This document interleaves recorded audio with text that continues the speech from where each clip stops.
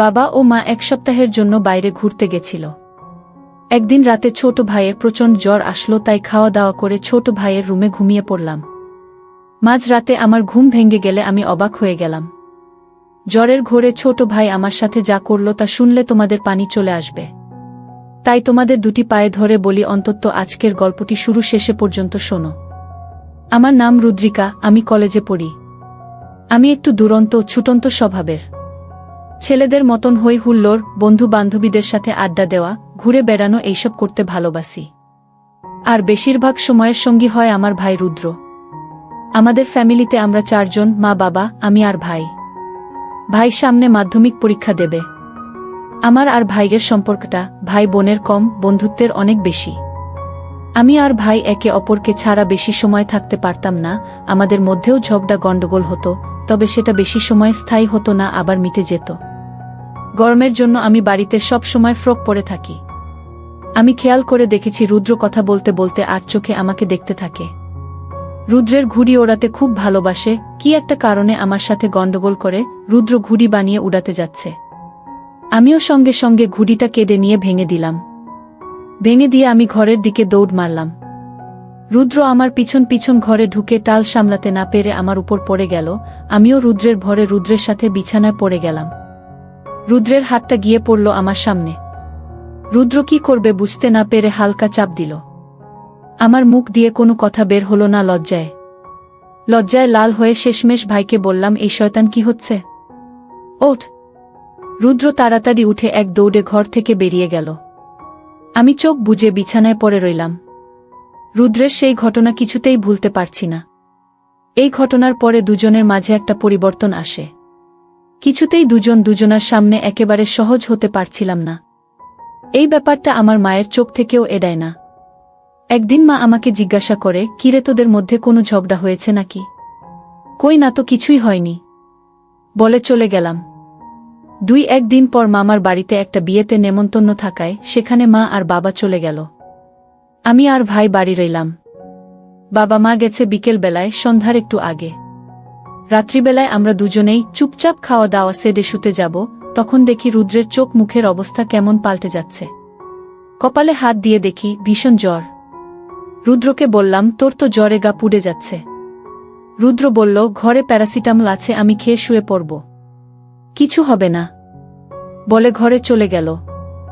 আমি ঘরে যাওয়ার আগে বলে গেলাম, দরজা খুলে রাখিস, রাতে জ্বর কেমন হলো এসে দেখে যাব। ভাইদের জন্য আমার মনটা খারাপ হয়ে গেল।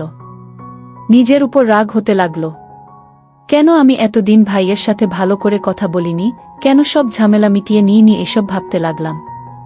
ভাবতে ভাবতে কখন ঘুমিয়ে গেছি বুঝতে পারিনি। এক সময় ঘুম ভেঙে উঠে লাইট জ্বালিয়ে দেখি 12টা বাজে। আমি ভাইয়ের ঘরে গিয়ে ভাইয়ের গায়ে হাত দিয়ে দেখি গা জ্বরে পুড়ে যাচ্ছে। ভাইয়ের এরকম অবস্থা দেখে ভীষণ ভয় পেয়ে গেলাম। কিছুটা সময় বুঝতে পারলাম না আমি কি করব। তারপর একটা বাটিতে জল এনে ভাইয়ের মাথায় জলপট্টি দিতে লাগলাম। প্রায় 1 ঘন্টা জলপট্টি দেওয়ার পর আস্তে আস্তে ভাইয়ের জ্ঞান ফিরল।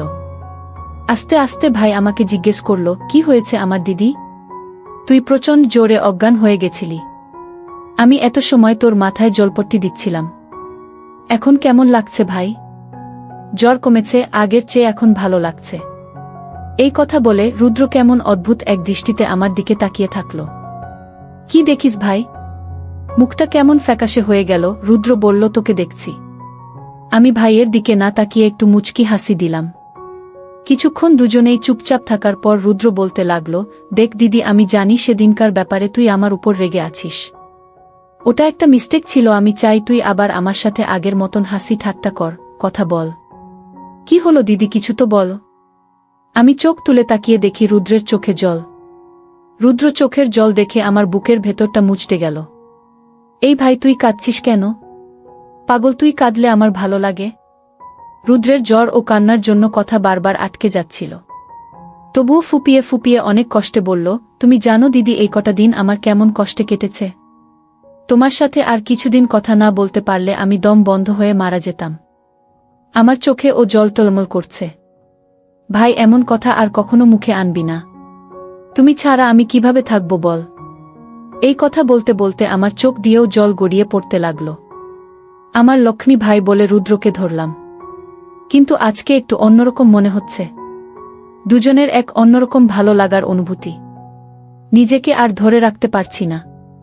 হঠাৎ রুদ্র বলে উঠল, অনেক রাত হয়েছে দিদি, শুয়ে পড় এবার।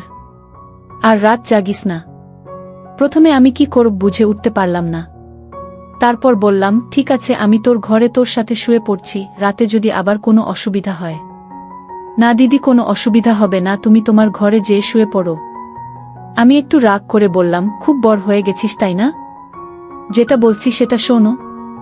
রুদ্র আর কিছু না বলে অন্যদিকে মুখ ঘুরিয়ে শুয়ে পড়ল। আমি ও রুদ্রের পাশে শুয়ে পড়লাম। আমি শুয়েছিলাম কিন্তু আমার ঘুম আসছিল না। আমি ভাইয়ের কথাগুলো ভাবছিলাম। ভাবতে ভাবতে চোখ দুটো লেগে এসেছিল। আমার গরমে ঘুম ভেঙে গেল। আমি কিছু বলছি না দেখে ভাইয়ের সাহস আর ও বেড়ে গেল। আমি আর কিছু বলতে পারলাম না। ভাইয়ের আচরণ সেই শুরু থেকেই কেমন লাগছিল, মনে হচ্ছিল এ আমার চিরপরিচিত ভাই না। হয়তো জ্বরের ঘোরে এমনটা করছে। ব্যাপারটা আমি বুঝতে পারছি। আমি ভাইয়ের সাথে আর কিছুই করতে চাই না। কিন্তু এই অবস্থায় ভাইকে আটকানো আমার পক্ষে সম্ভব হবে না। সকালবেলা আমার ঘুম ভাঙল। রুদ্রের উপর রাগ করব না কি করব বুঝে উঠতে পারলাম না। রাগ, আনন্দ, অভিমান, ভালোবাসা সবকিছুর মিলিয়ে এক অদ্ভুত রকমের অনুভূতি হতে লাগল। এরপর প্রায় এক সপ্তাহ কেটে গেছে। আমি বুঝতে পারি রুদ্র আমাকে মনে মনে ভাবতে শুরু করেছে। আমারও কেমন যেন একটা ভালো লাগার অনুভূতি তৈরি হয়েছে রুদ্রের উপর। আরও কিছুদিন পর হঠাৎ করে একদিন রুদ্র আমাকে এসে বলল, দিদি, আমি তোমাকে ভালোবাসি। তোমাকে ছাড়া আমি থাকতে পারছি না। সেদিন জন্য আমি দুঃখিত দিদি। জ্বরের ঘোরে অনেক বড় ভুল করে ফেলেছি। ভাইয়ের দিকে তাকিয়ে আমার ও ভীষণ মায়া লাগছিল। ভাই আমার দিকে তাকিয়ে বলল, আমি তোমাকে ভালোবাসি দিদি। তোমাকে আমার প্রেমিকা রূপে পেতে চাই। তুমি আমার দেখা সবচেয়ে সেরা সুন্দরী। তোমার জন্য আমি সবকিছু করতে পারি। ভাইয়ের কাছ থেকে হঠাৎ করে এতগুলো কথা শুনি আমি কি বলবো বুঝে উঠতে পারলাম না। পরিস্থিতি একটু সামলে নিয়ে বললাম, আচ্ছা ঠিক আছে, দেখা যাবে। এখন বাবার বাইকটা বের করে আমাকে একটু কোচিংয়ে দিয়ে আয়। ভাই আমার দিকে তাকিয়ে বাইক বের করতে চলে গেল। এর আগে বহুবার রুদ্র বাইকে করে কোচিংয়ে দিয়ে এসেছে।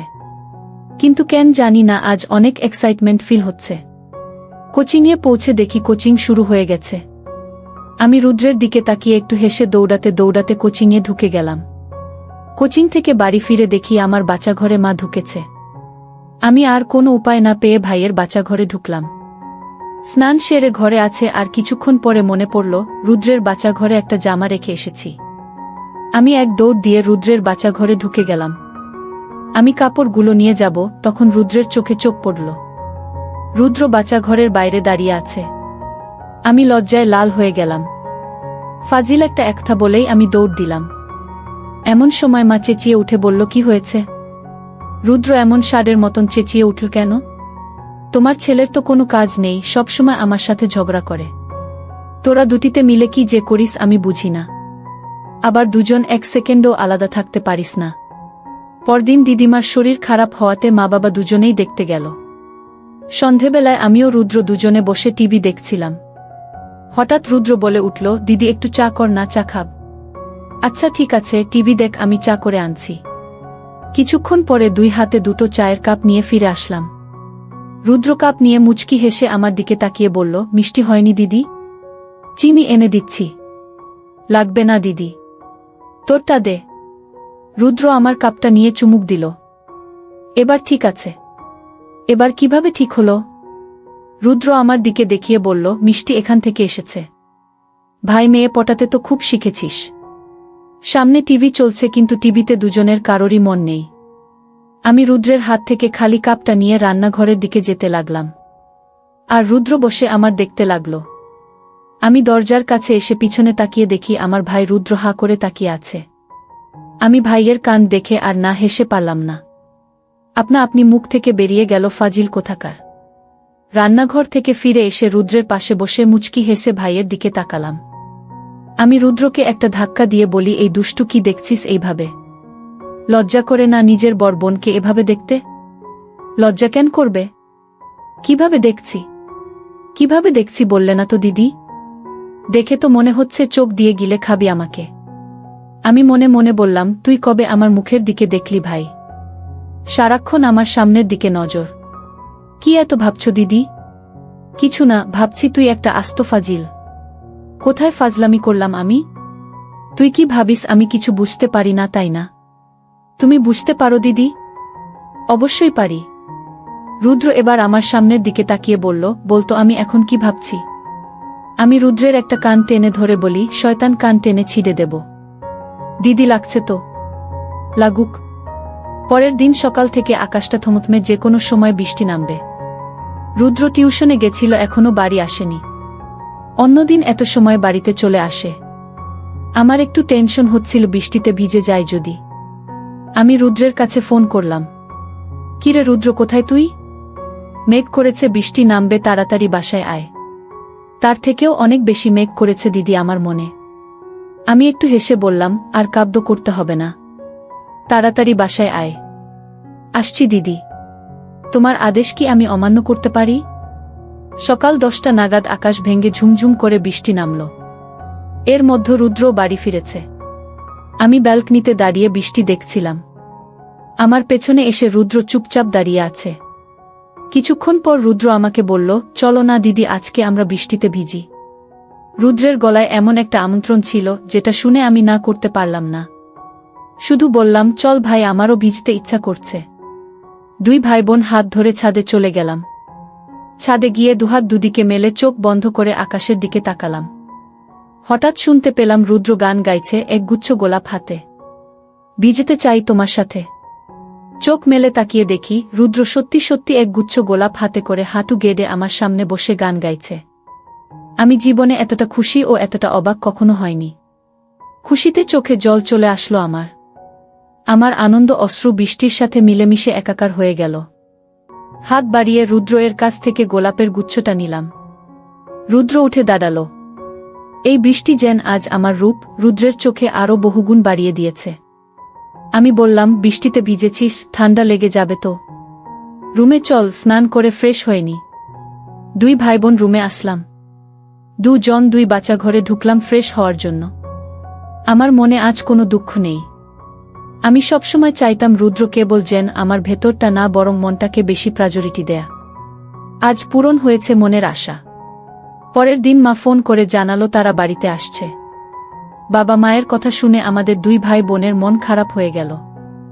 আমি আর রুদ্র প্ল্যান করলাম, যেভাবেই হোক আমরা ঘুরতে যাব। বাবা মায়ের সাথে রাতে খেতে বসে বললাম, তোমরা তো অনেক ঘুরলে, এবার আমারও ঘুরতে যাব। রুদ্রও আমার সাথে সাই দিল। কি কারণে জানি না, তবে বাবার মনটা আজ খুব ভালো ছিল। মা জিজ্ঞাসা করল, কোথায় যাবি? আমরা দুজনেই বললাম, দার্জিলিং এ যাব। ঠিক হলো, আমার সবাই প্রথমে দার্জিলিংয়ে যাব, সেখান থেকে অন্য জায়গা।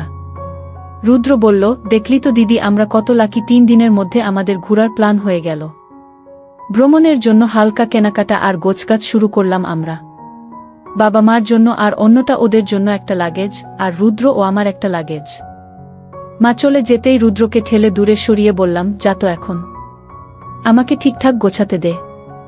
ভ্রমণের সব প্রস্তুতি শেষ। বাবা হোটেলের 2টো রুম বুক করে রেখেছে। বলা হয়নি আমরা যাব বাসে করে।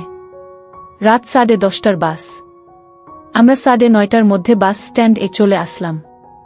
রুদ্র একটা জিন্স এর সাথে কালো টি শার্ট পরেছে। ওকে সত্যি অনেক হ্যান্ডসাম লাগছে। আর আমার পরনে কুর্তি ও জিন্সের প্যান্ট, মুখে সামান্য মেকআপ। 10টা বাজতেই বাসে উঠে পড়লাম আমরা। আমাদের সিটটা মোটামুটি মাঝ বরাবর পড়েছে। সামনের সিট 2টো আমি আর রুদ্র বসে, আর তার পেছনের সিটে বাবা মা।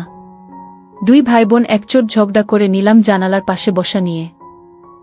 আমারই হলো। কিছুক্ষণ গজগজ করে রুদ্র বসে পড়ল। একেবারে কাটায় কাটায় 10:30টায় বাস ছাড়ল। রাত বাড়ছে, 1000 বছরের পুরনো রাত। রাত বাড়ার সাথে সাথে একে একে নিভে আসছে বাসের ভেতরকার লাইটগুলো। জোডালো থেকে ফিসফিসের পর্যায়ে এসে এখন প্রায় থেমে এসেছে ভেতরকার মানুষজন এর কথাবার্তা। আষাঢ় মাস, বাইরে হঠাৎ গুডি গুডি বৃষ্টি নেমেছে। ব্যাগের ভিতর পাতলা চাদর রাখা ছিল। ঠান্ডা লাগতেই ব্যাগ থেকে চাদরটা বের করে নিয়ে অর্ধেকটা নিজের গায়ে জড়িয়ে বাকিটা ভাই এর উপর দিলাম। আমি ভেবেছিল রুদ্র বোধহয় ঘুমিয়ে গেছে, কিন্তু চাদর দিতেই ও আমাকে বলল, কি হয়েছে? বললাম, দেখছিস না কেমন ঠান্ডা পড়েছে। ভাই চাদর এর নিচে এক হাতে জড়িয়ে ধরে আমাকে। আমিও মাথা এলিয়ে দিই ভাই এর কাঁধে। আমি চুপচাপ ভাই এর কাঁধে মাথা রেখে ভাবতে থাকি জীবন নিয়ে। আচ্ছা, কি ঘটবে আমাদের জীবনে? আমি খুব ভালো করে জানি যে আমার সবই কেবল রুদ্রের জন্য। রুদ্র ছাড়া অন্য কারো কথা কল্পনাতেও আনতে পারি না। কি পরিণতি হবে এই সম্পর্কের? আরেকটু বয়স বাড়লেই তো বাবা মা উঠেপটে লাগবে আমার বিয়ে নিয়ে, কিন্তু আমি কি পারব রুদ্রের সাথে অন্য কাউকে জড়াতে? রুদ্র ছাড়া অন্য কেউ আমাকে ভাবতেই কেমন কেমন লাগছে। আমরা দুজন ছাড়া সবাই গভীর ঘুমে। রুদ্রের অদ্ভুত আচরণের শব্দ করে উঠলাম। হঠাৎ বাসের চাকাটা একটা গর্তে গিয়ে পড়ে। আমরা প্রস্তুত ছিলাম না এটার জন্য। অজান্তেই আওয়াজ বেরিয়ে আসে আমার মুখ থেকে। পেছন থেকে মা আস্তে করে বলল, কিরে রুদ্রিকা, কি হলো? মায়ের আওয়াজ শুনে একদম চমকে গেলাম। তার মানে মা জেগে আছে? তাড়াতাড়ি করে উত্তর দেই, কিছু না মা, হঠাৎ বাসের চাকা গর্তে পড়তে ঘুম ভেঙে গেছে। মা আর কিছু বলে না। ভোর হতেই আমাদের বাস থেকে নামিয়ে দেয়। মাথার উপর এর বিশাল আকাশের উপর থেকে যেন কোনো অদৃশ্য হাত একটু একটু করে টেনে সরিয়ে দিচ্ছে কালো চাদর। মুগ্ধ হয়ে দুই ভাইবোন তাকিয়ে থাকি আকাশের দিকে। বাবার ডাকে যেন ধ্যান ভাঙ্গে আমাদের। বাবা মায়ের সাথে এগিয়ে যায় একটা টং দোকানের দিকে চা তেষ্টা মেটাতে। চায়ে চুমুক দিতে দিতেই পুরো আলো ফুটে যায়। আমি ভাবতে থাকি যে প্রথমেই আগে রিসোর্টে গিয়ে ফ্রেশ হতে হবে। চা শেষ করে বাবা একটা গাড়ি ঠিক করল। বাবা মার সামনে বসত আর আমি ভাই পিছনে বসলাম। রাতের গুড়ি গুড়ি বৃষ্টিতে ভিজে আছে চড়া মিশকালো পিচঢালা রাস্তা। এখন বৃষ্টি বা ঝরলেও আকাশটা কেমন গুমোট হয়ে আছে। রাস্তার দুধারে নাম না জানা নানান রকমের গাছ। বৃষ্টিতে ধুয়ে একেবারে সবুজ হয়ে আছে পাতাগুলো। কিছু কিছু গাছে ফুটে নাম না জানা নানান রকমের ফুল। অবাক চোখে যেন সমস্ত প্রাকৃতিক সৌন্দর্য গিলতে থাকি আমরা দুজনেই। আরেকটু সামনে গিয়ে চা বাগান দেখে উচ্ছ্বাসিত হয়ে উঠি আমরা। দেখি সূর্যিমামা কেবল উঠি উঠি করছে। সেই সময় একদল কামিন মেয়ে মাথায় ঝুড়ি বেঁধে